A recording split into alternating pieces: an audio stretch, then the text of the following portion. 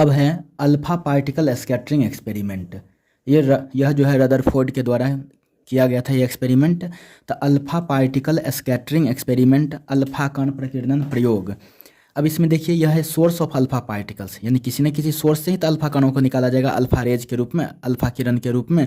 यह है lead plate. Lead plate जो इसको पूरा का पूरा कंसंट्रेट करेगा, यहाँ से जो अल्फा रेज निकल रहे हैं, अल्फा किरण, अल्फा पार्टिकल जो निकल रहे हैं उसको कंसंट्रेट करेगा यह लेड प्लेट। और यहाँ पर ये जो है चारों तरफ से इस तरह से घेर करके जो है ना लगा हुआ है, इसको कहते हैं फोटोग्राफिक प्लेट। और यहाँ पर ठीक बीच में यह गोल्ड फॉइल है, स्वर्ण पत्थर, सोने का बहुत पतला सा जो है ना सीट है। यह जो है गोल्ड का बहुत पतला सा जो है सीट है, जैसे पन्नी होता है, पॉलीथीन होता है, कितना पतला होता है, उससे भी पतला गोल्ड फॉइल। अब गोल्ड का ही फॉइल क्यों? क्योंकि गोल्ड जो है वह क्या है, डक्टाइल होता है, मैलिएबल होता है, यानी आघातवर्ध और तन्य होता है, इसलिए उसे जितना पतला बनाया जा सकता है, ठीक है ना, यानी कि सबसे पतला उसे बनाया जा सकता है, उसे पीट पीट करके, इसलिए डक्टाइल और मैलिएबल होता है। इसलिए गोल्ड से जो है ना, गोल्ड से ज़्यादा डक्टाइल मैलिएबल और दूसरा एलिमेंट नहीं है जो कॉमन यूज का है। तो इसी के चलते यहाँ पर गोल्ड फॉइल की जो है ना चर्चा की गई, यानी गोल्ड फॉइल लिया गया। यहाँ से देखिए अल्फा पार्टिकल्स जा रहा है। तो इसके बाद से क्या है कि ये अल्फा पार्टिकल्स कुछ देख रहे हैं कि सामने से निकल जा रहा है, अब बहुत सारे इस तरह से देख रहे हैं कि यह यहाँ से डाइवर्ज किया हुआ है, यानी कि बहुत सारी चीज़ें यहाँ से निकली हुई है, यानी कि बहुत सारे फ्रैगमेंट, बहुत सारे कण यहाँ से छितराए हुए दिख रहे हैं। तो फोटोग्राफिक प्लेट हो गया, यह गोल्ड फॉइल, यह लेड प्लेट, यह शीशे का लेड प्लेट जो प्लम्बम होता है, शीशा जिसको मेटल कहते हैं, ठीक है ना, वो गोल्ड ग्लास वाला शीशा नहीं। ये है सोर्स ऑफ अल्फा पार्टिकल्स। अब इस चीज़ को ऐसे देखते हैं कि जैसे ये हमारे पास जो है ना ये गोल्ड फॉइल है, यह गोल्ड फॉइल है, मतलब स्वर्ण पत्थर है। गोल्ड फॉइल ही क्यों लिया जाता है वो चीज़ तो मैंने बता दिया। दूसरे मेटल को क्यों नहीं लिया जाता? क्योंकि गोल्ड को जितना पतला बना सकते हैं उतना पतला बनाया जा सकता है, और अन्य मेटल्स को उतना पतला नहीं बनाया जा सकता जो कॉमन यूज का है। अब यहाँ से अल्फा पार्टिकल्स को जो फेंका जा रहा है, यानी कि अल्फा पार्टिकल्स के यहाँ पर बीम को इस पर डाला जा रहा है। बीम का मतलब प्रकाशपुंज होता है, यानी बहुत सारे अल्फा पार्टिकल्स को इस पर डाला जा रहा है। तो बहुत सारे अल्फा पार्टिकल्स आते हैं, बहुत सारे अल्फा पार्टिकल्स आते हैं, यहाँ पर बहुत सारे अल्फा पार्टिकल्स आते हैं, ठीक है। तो इसको कह रहे हैं कि यह अल्फा पार्टिकल्स हैं, बहुत सारे अल्फा पार्टिकल्स आ रहे हैं। अब इसमें क्या देखा गया कि गोल्ड फॉइल से जो है, गोल्ड फॉइल पर जब बम्बार्डिंग किया गया अल्फा पार्टिकल्स का, तो बहुत सारे अल्फा पार्टिकल्स जो है वह अपने रास्ते पर सीधे अनडिफ्लेक्टेड यानी कि बिना विचलित हुए जो है ना यह पार कर जाते हैं। बहुत सारे अल्फा पार्टिकल्स जो है ना यहाँ से यह पार कर जाते हैं। लेकिन कुछ अल्फा पार्टिकल्स को ऐसा देखा गया कि यह सीधे नहीं पार करते हैं, यह कुछ एंगल बना करके, कुछ कोण बना करके इस तरह से डिफ्लेक्ट हो जाते हैं, विचलित हो जाते हैं, इस तरह से विचलित हो जाते हैं, ठीक है ना। तो कुछ अल्फा पार्टिकल्स क्या हो गए, मतलब बहुत सारे अल्फा पार्टिकल्स तो अपने रास्ते पर सीधे निकल गए। कुछ अल्फा पार्टिकल्स ऐसे हुए जो अपने रास्ते से जो है कुछ एंगल बना करके, यानी कि झुक करके जो है ना वो चले गए। अब बहुत कम अल्फा पार्टिकल, लगभग 20,000 में एक अल्फा पार्टिकल ऐसे हैं जो जिस रास्ते पर गया उसी रास्ते पर पुनः वापस आ गया, बाउंस्ड बैक हो गया। तो इसको कहते हैं, यह है, इसको हम लोग कहते हैं बीम ऑफ अल्फा पार्टिकल्स। समझेंगे, यह बीम ऑफ अल्फा पार्टिकल्स यानी अल्फा कणों का यहाँ पर यह पुंज है, यानी कि कलेक्शन है अल्फा पार्टिकल्स का। तो यहाँ से हमें क्या दिख रहा है, उसी चीज़ को यहाँ पर हम लोग जो ना आसानी से समझने के लिए जो ना रख रहे हैं। ये गोल्ड फॉइल हो गया, स्वर्ण पत्थर हो गया, इस पर बीम ऑफ अल्फा पार्टिकल्स जब डाला गया तो बहुत सारे अल्फा पार्टिकल्स सीधी रेखा में निकल जाते हैं, यानी कि वहाँ पर कोई उसे जो ना कोई तरह का अवरोध नहीं, कोई तरह का ऑब्स्टेकल उसको नहीं मिला। कुछ अल्फा पार्टिकल ऐसे हैं जो निकलते तो हैं, गोल्ड फॉइल को पार तो करते हैं, लेकिन कुछ एंगल पर वह डिफ्लेक्ट कर जाते हैं, झुक जाते हैं। और बहुत ही कम अल्फा पार्टिकल ऐसे हैं, बहुत ही कम अल्फा पार्टिकल ऐसे हैं जो जिस रास्ते पर जा रहे हैं उसी रास्ते पर पुनः वापस आ जाते हैं। अल्फा पार्टिकल्स जो है वह विदाउट डिफ्लेक्शन, बिना विचलित हुए सीधे निकल जाते हैं। बहुत सारे अल्फा पार्टिकल्स जो है ना वो डिफ्लेक्ट हो जाते हैं, यानी कुछ एंगल पर जो है वो मुड़ जाते हैं, डिफ्लेक्टेड अल्फा पार्टिकल्स कहते हैं। और देखिए बहुत ही कम अल्फा पार्टिकल जिस पाथ पर गया उसी पाथ पर जो है ना बाउंस बैक हो जाता है। तो ये सब चीज़ इस एक्सपेरिमेंट में दिखा, अल्फा पार्टिकल स्कैटरिंग एक्सपेरिमेंट में ये सारा चीज़ ऑब्जर्व हुआ, इसलिए इसमें हम इसके ऑब्जर्वेशन को लिखेंगे कि इसका ऑब्जर्वेशन क्या है, फिर उस ऑब्जर्वेशन के आधार पर उसका कंक्लूजन क्या है, निष्कर्ष क्या निकला, फिर उसके बाद जो है ना फिर उसका मॉडल हम लिखेंगे कि रदरफोर्ड के जो एटॉमिक मॉडल है वो अल्फा पार्टिकल स्कैटरिंग एक्सपेरिमेंट के हिसाब से उस मॉडल को कैसे लिखते हैं, पोस्टुलेट्स के टर्म में लिखते हैं, ये सारी बातें करेंगे इसमें। तो पहले हम देखते हैं observation of alpha particle scattering experiment. Observation of alpha particle scattering experiment. Alpha particle scattering experiment का जो है ना ऑब्जर्वेशन, प्रेक्षण क्या क्या क्या चीज़ दिखा उसमें, जो चीज़ दिखा था गोल्ड फॉयल से कैसे डिफ्लेक्ट हुआ, कैसे जो है ना वह पार कर गया, यही सारी चीज़ को देखेंगे।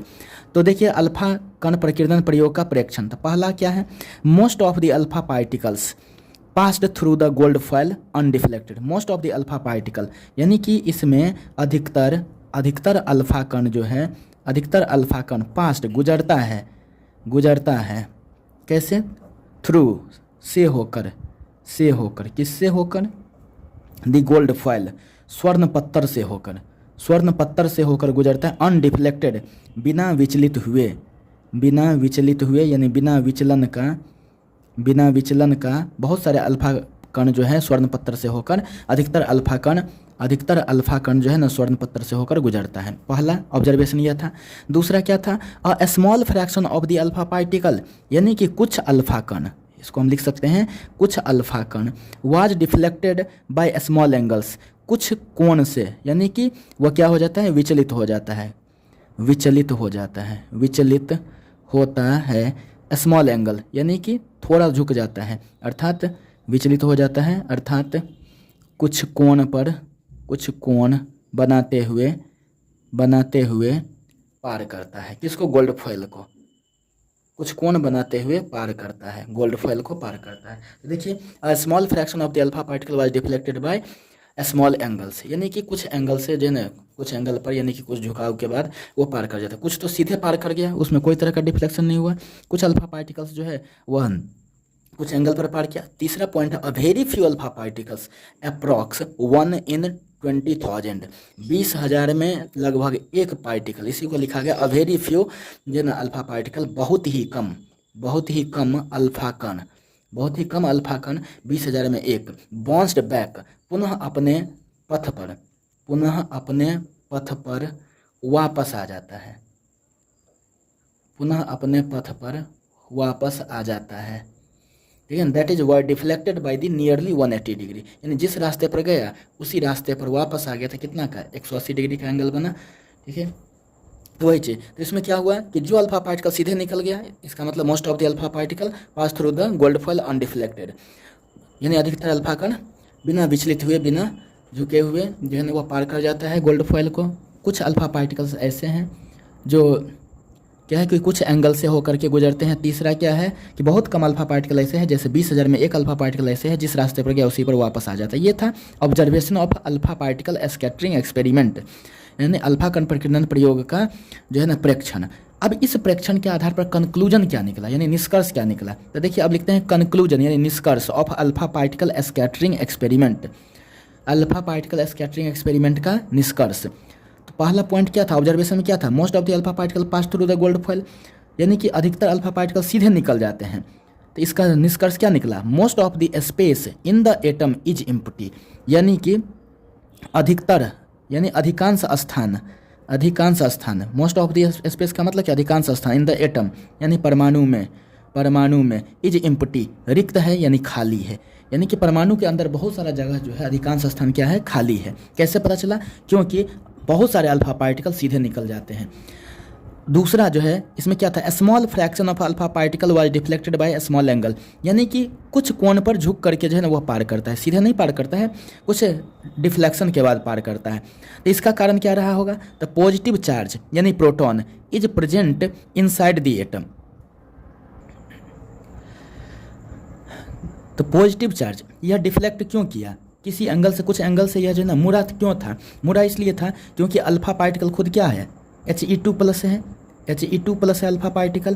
तो अब यह प्लस वाला है, तो यहाँ पर निश्चित रूप से कोई प्लस वाला जिसे हम प्रोटॉन कहते हैं मौजूद होगा, तब ना plus plus charge, same charge में रिपल्सन हुआ होगा, विकर्षण हुआ होगा, जिसके चलते वह डिफ्लेक्ट कर गया, मुड़ गया, ठीक है। तो इसका मतलब क्या, हम प्लस चीज़ को फेंके, अब वह मुड़ जा रहा है, इसका मतलब क्या, वहाँ पर बीच में कोई है प्लस चीज़ फिर से उपस्थित है वहाँ पर, जिसे हम पॉजिटिव चार्ज कह रहे हैं, यानी proton. Positive charge is present inside the atom, परमाणु के अंदर जो है वह धनायन यानी कि पॉजिटिव चार्ज यानी धनावेश इज प्रेजेंट उपस्थित है, धनावेश उपस्थित है, कहाँ पर, इनसाइड द एटम, परमाणु के अंदर धनावेश उपस्थित है। इससे यह पता चला क्योंकि स्मॉल एंगल से वह मूव कर गया था। अब है तीसरा क्या, जिस रास्ते पर गया उसी रास्ते पर लौट गया। क्यों लौट गया?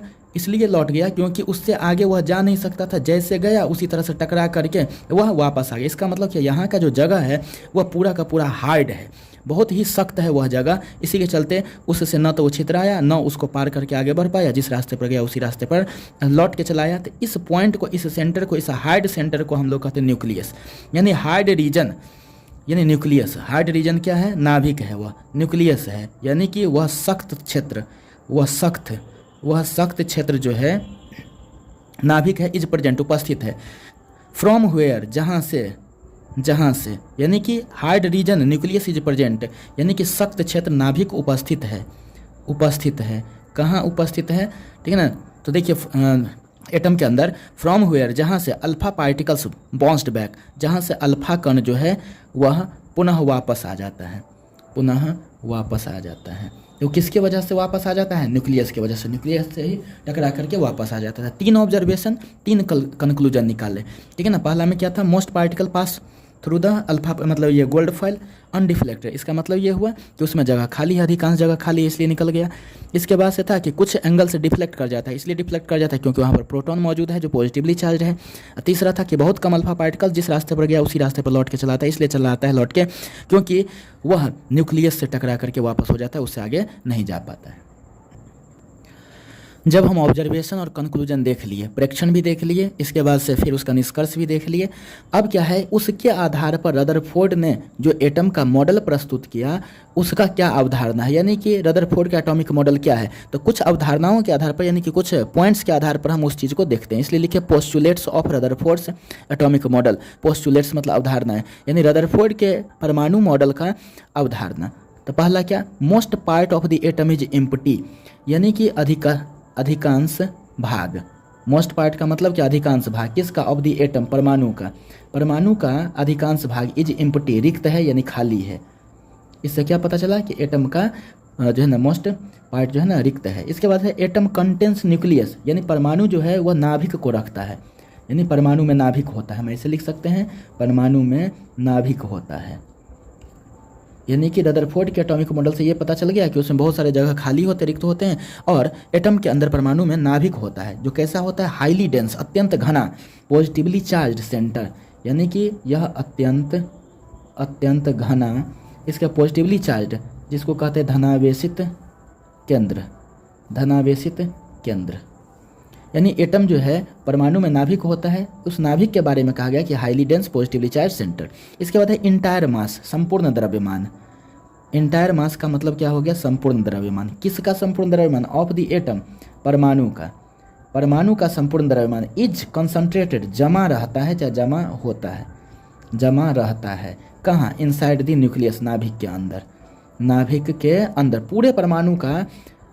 पूरे परमाणु का जो संपूर्ण द्रव्यमान है वो कहाँ पर रहता है? नाभिक के अंदर जमा रहता है। ऐसा क्यों? क्योंकि न्यूक्लियस के अंदर प्रोटॉन और न्यूट्रॉन है। न्यूट्रॉन जो है हैवीएस्ट पार्टिकल होता है और प्रोटॉन उससे हल्का सा कम होता है, यानी कि इलेक्ट्रॉन प्रोटॉन और न्यूट्रॉन दोनों भारी कण जो है ना नाभिक में रहता है। इसलिए ऐसा माना गया कि पूरे परमाणु का, पूरे एटम का जो भी इंटायर मास है, यानी कि संपूर्ण द्रव्यमान, वो परमाणु के नाभिक में उपस्थित रहता है या जमा रहता है। चौथा है कि इलेक्ट्रॉन्स रिवॉल्व, इलेक्ट्रॉन चक्कर लगाता है। रिवॉल्व का मतलब क्या हो गया? चक्कर लगाता है। क्योंकि प्रोटॉन न्यूट्रॉन के बारे में तो बता दिए कि न्यूक्लियस में होता है, प्रोटॉन और न्यूट्रॉन कहाँ होता है? न्यूक्लियस में। बचा कौन सा? Fundamental particle, electron. इलेक्ट्रॉन के बारे में कहा गया कि इलेक्ट्रॉन रिवॉल्व, यानी इलेक्ट्रॉन जो है ना चक्कर लगाता है। इलेक्ट्रॉन क्या करता है? चक्कर लगाता है। कहाँ? अराउंड, के चारों ओर। किसके चारों ओर? चारों ओर द न्यूक्लियस, नाभिक के चारों ओर इलेक्ट्रॉन चक्कर लगाता है इन सर्कुलर ऑर्बिट, वृत्ताकार कक्षा में, यानी कि सर्कुलर पाथ पर इलेक्ट्रॉन जो है ना चक्कर लगाता है, और यहाँ पर न्यूक्लियस होता है जिसमें प्रोटॉन और न्यूट्रॉन होता है। तो प्रोटॉन और न्यूट्रॉन कहाँ होता है? न्यूक्लियस में। इलेक्ट्रॉन उसके चारों तरफ चक्कर लगाता है। इसका नेक्स्ट पॉइंट है क्या कि electrons and nucleus are held together. जैसे यहाँ पर इलेक्ट्रॉन चक्कर लगा रहा है और यहाँ पर यह क्या है? न्यूक्लियस है। तो इलेक्ट्रॉन जो है ये हो गया और ये न्यूक्लियस हो गया। इलेक्ट्रॉन और न्यूक्लियस जो है वो एक दूसरे से बंधे रहते हैं। आर हेल्ड मतलब बंधे रहते हैं। कौन है? इलेक्ट्रॉन और नाभिक।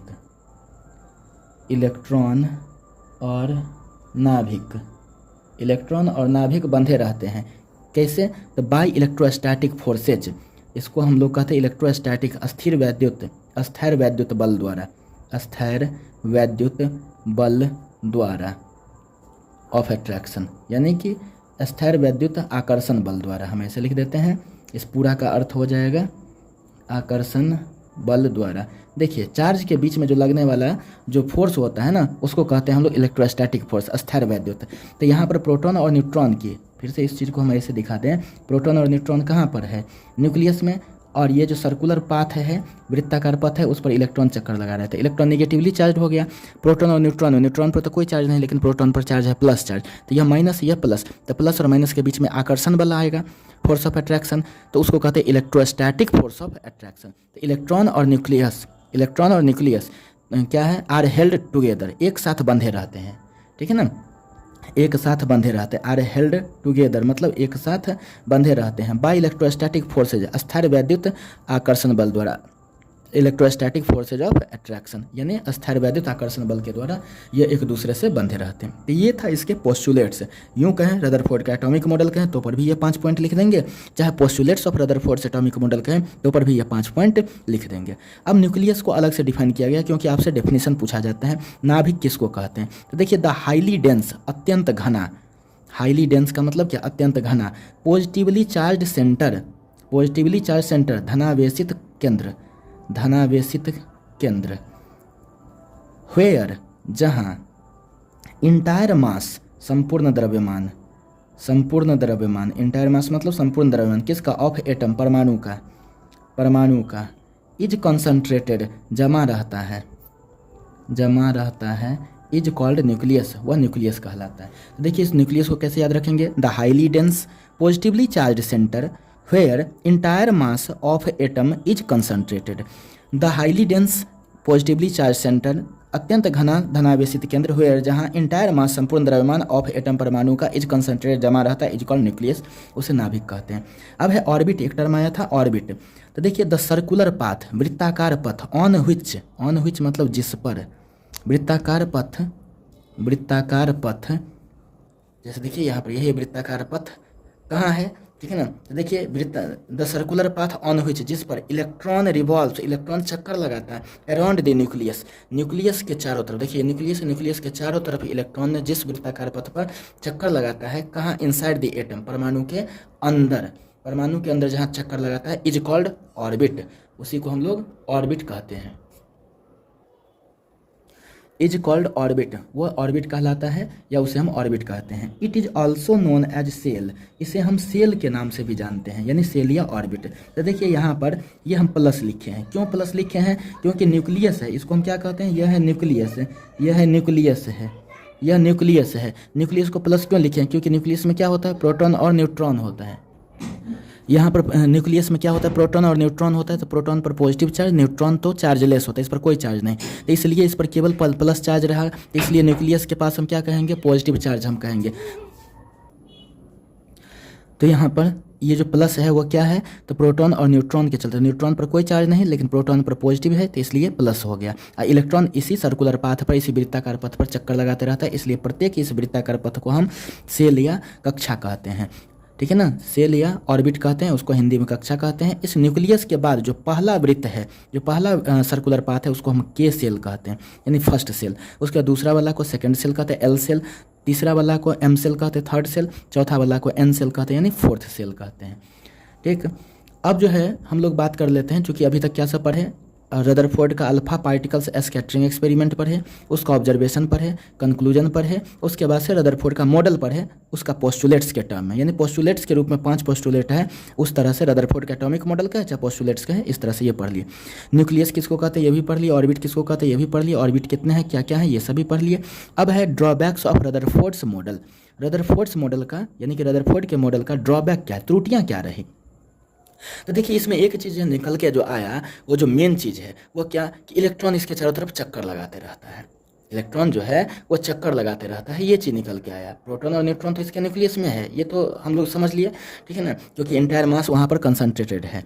इसके आधार पर ये बताया कि प्रोटॉन और न्यूट्रॉन वहीं पर है। इलेक्ट्रॉन चक्कर लगाता है। इलेक्ट्रोमैग्नेटिक वेव थ्योरी कहता है, वैद्युत चुंबकीय सिद्धांत कहता है कि कोई भी चार्ज पार्टिकल, कोई आवेशित कण अगर चक्कर लगाता है तो लगातार उससे ऊर्जा का ह्रास होगा और एक टाइम ऐसा होगा कि वह जो है श्रिंक कर जाएगा। यानी तो देखिए कि पहला पॉइंट है इसमें कि it does not explain the stability of atom, यह परमाणु के अस्थायित्व को यह वर्णन नहीं करता है। कौन?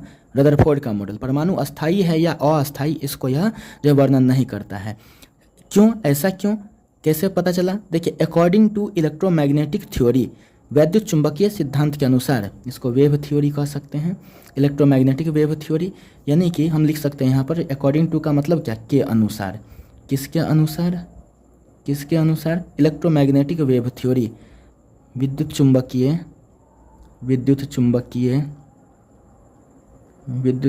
तरंग सिद्धांत, चुंबकीय तरंग सिद्धांत के अनुसार, विद्युत चुंबकीय तरंग सिद्धांत के अनुसार, व्हेन जब चार्ज्ड पार्टिकल्स, आवेशित कण जो यहाँ पर क्या है? यहाँ पर इलेक्ट्रॉन है जो चक्कर लगाता है, आवेशित कण इलेक्ट्रॉन, आर एक्सीलरेटेड, ठीक है ना, मतलब घूर्णन करता है या चलता है, यानी त्वरित होता है, यानी हम लिखते हैं कि चलता है या गति करता है या चलता है। कौन? आवेशित कण जब चलता है, देन तब दे इमिट, वे उत्सर्जित करते हैं, यानी कि वह उत्सर्जित करते हैं। क्या करते हैं? उत्सर्जित करते हैं, निकालते हैं क्या? इलेक्ट्रोमैग्नेटिक रेडिएशन, विद्युत चुंबकीय विकिरणों को। विद्युत चुंबकीय जो हमारे मोबाइल का रेडिएशन है वह भी इलेक्ट्रोमैग्नेटिक रेडिएशन है। विद्युत चुंबकीय विकिरणों को वह उत्सर्जित करते हैं, व्हिच कम्स, जो आता है बाय इलेक्ट्रॉनिक मोशन, इलेक्ट्रॉनिक गति के द्वारा आता है। यह रेडिएशन कहाँ से आता है? इलेक्ट्रॉनिक गति के द्वारा। एंड दस, और इस प्रकार, एंड दस मतलब क्या हो गया? इस प्रकार ऑर्बिट कंटिन्यू टू श्रिंक, और इस तरह से ऑर्बिट जो है, कक्षा जो है वह संकुचित हो जाती है। कक्षा संकुचित हो जाती है मतलब सिकुड़ने लगती है। सो एटम इज अनस्टेबल, इसलिए परमाणु जो होता है अस्थायी होता है। क्योंकि बताइए ना, इलेक्ट्रॉन ऐसे जो है वह घूम रहा था और धीरे धीरे ये घूमते यहाँ पर न्यूक्लियस में आकर के इलेक्ट्रॉन जो यहाँ घूम रहा था इलेक्ट्रॉन, वो एक टाइम ऐसा आएगा कि ये श्रिंक करते जाएगा। श्रिंक करने का मतलब क्या? संकुचित होना, सिकुड़ जाना, ठीक है ना। उसके चलते यह जो न्यूक्लियस में आके गिर सकता है, इसका मतलब अनस्टेबल हो सकता है। लेकिन हम तो जानते हैं कि एटम क्या होता है? स्टेबल होता है। इसलिए यह जो है मॉडल जो है रदरफोर्ड का, it does not explain the stability, यह अस्थायित्व का वर्णन नहीं करता है। हम जानते हैं कि एटम जो है क्वाइट स्टेबल है, बिल्कुल अस्थायी है, लेकिन इस नियम के हिसाब से देखेंगे तो ये तो अस्थायी लग रहा है, ठीक।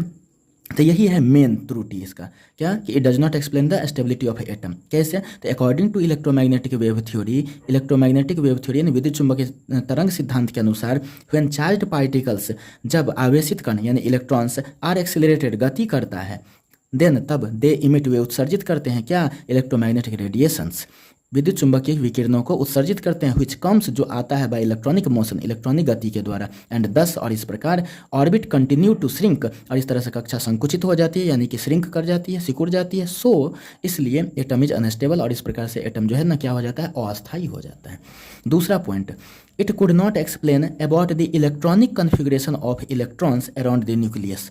इट कुड नॉट एक्सप्लेन, यह वर्णन नहीं कर सका, यानी यह मॉडल जो है वर्णन नहीं कर सका, अबाउट के बारे में, किसके बारे में? द इलेक्ट्रॉनिक कन्फिगरेशन, यानी इलेक्ट्रॉन का विन्यास, इलेक्ट्रॉन का वितरण के बारे में, ठीक है ना, ऑफ इलेक्ट्रॉन्स, यानी इलेक्ट्रॉन के इलेक्ट्रॉनिक विन्यास के बारे में। कहाँ? अराउंड द न्यूक्लियस, यानी न्यूक्लियस के चारों तरफ इलेक्ट्रॉन तो घूमता है, लेकिन कितना इलेक्ट्रॉन किस ऑर्बिट में घूमेगा, इस चीज़ के बारे में नहीं बता सका यह मॉडल। तीसरा है, it could not explain the line spectrum, क्योंकि प्रत्येक एलिमेंट या प्रत्येक एटम का अपना क्या होता है? एक स्पेक्ट्रम होता है, उस स्पेक्ट्रम को भी यह एक्सप्लेन नहीं कर सका। इसी स्पेक्ट्रम के आधार पर जो भी नया एलिमेंट का खोज होता है, ठीक है ना, उसके बारे में हम पता कर सकते हैं, ठीक है ना, कि वह पहले से हमारे पास मौजूद है, क्योंकि उसके ऊपर तो नाम थोड़े ना लिखा रहता है। इसलिए जो भी नया चीज़ का खोज हुआ, अगर उसका स्पेक्ट्रम पहले से खोज किया हुआ किसी भी अन्य एलिमेंट के स्पेक्ट्रम से मैच नहीं करता है, तभी माना जाता है कि वह नया एलिमेंट है, अन्यथा पहले वाला से किसी से मैच कर गया तो इसका मतलब पहले वाला ही एलिमेंट है। तो इसलिए लाइन स्पेक्ट्रम जो है समझ लीजिए कि उसका डीएनए है, किसी भी एलिमेंट का डीएनए है। It could not explain the line spectrum of element, यानी कि यह रदरफोर्ड का मॉडल जो है वह किसी तत्व के लाइन स्पेक्ट्रम को वर्णन नहीं कर सका, इलेक्ट्रॉन के वितरण का भी वर्णन नहीं कर सका, और इसके बाद से इलेक्ट्रॉन ये जो है एटम जो है स्टेबल है या नहीं इसका भी वर्णन नहीं कर सका।